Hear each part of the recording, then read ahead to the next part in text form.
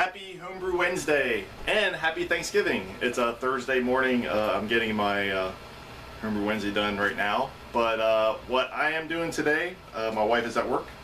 So I am going to be transferring my SJPORR Experiment 1.5. I'm going to be transferring that into the 3-gallon carboy. I'll show you. I'm going to transfer it to there. I'm also going to add about maybe an inch of red raspberry puree. So I'm transferring, I have like 5.5 gallons.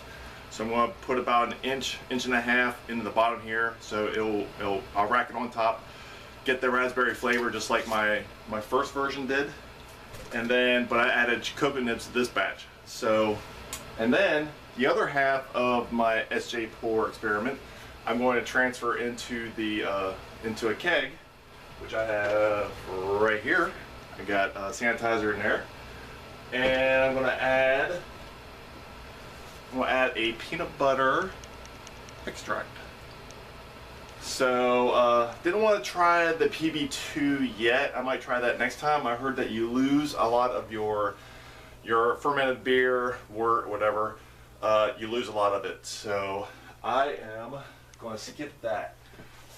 So I'm going to just try to see if I can get the good peanut butter flavor. So see what we get. Also, last week or over the weekend, I did a pumpkin mead. I'm going to be posting that later. I'm just going to post it up as a pumpkin mead recipe, or performing a pumpkin mead, or making a pumpkin mead. And I got that fermenting. That's right here in the bucket. I'm probably going to let that sit in the primary about 3 weeks, and then I'm going to transfer it into secondary. At that time, I'm going to check the gravity, and I want to taste it to see what it tastes like.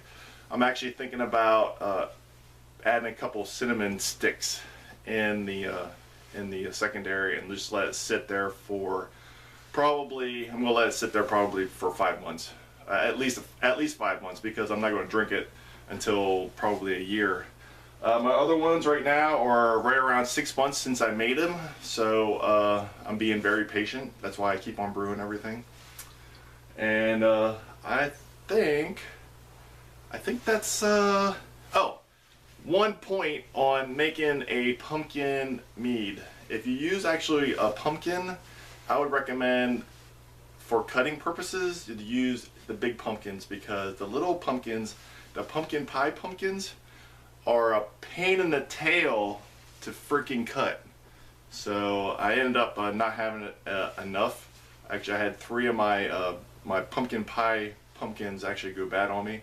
So I ended up having to use one of my pumpkins off the front porch. So now my front porch is a little awkward. I've only got one out there now. So it looks like I might have to make a pumpkin pie or something. I don't know.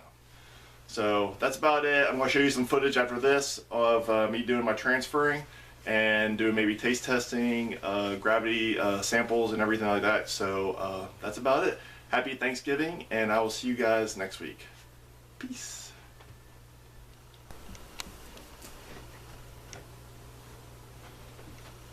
Oh, I almost forgot.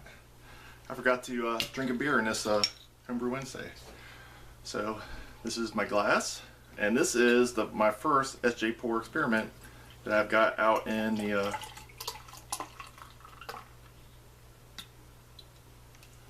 so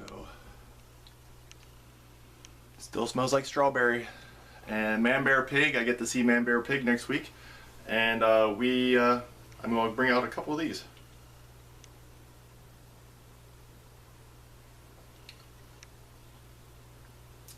It's actually getting better with age. Too bad that everyone got to drink them pretty young.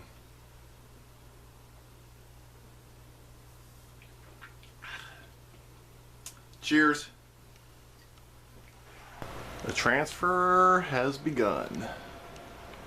And then here is my 3-gallon carboy. Ended up just throwing a whole can in there. So once that gets pretty close to the top, right around here, because it should ferment a little bit, and then I'm going to move it over to the keg. Probably get a sample in between. So that's where I am right now. Okay, got the gravity reading, and it's not focusing, 1.019. So that's what it is. And that comes out to 7.5. So it's right borderline of the Imperial Stout. So I'm happy with that. 7.5. So I'm drinking my sample. This is what the gravity reading it from, and it tastes chocolatey.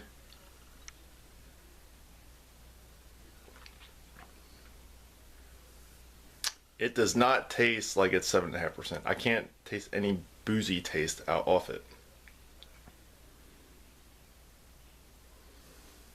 I like it. I can't wait to carbonate this thing, especially on the on my nitro system.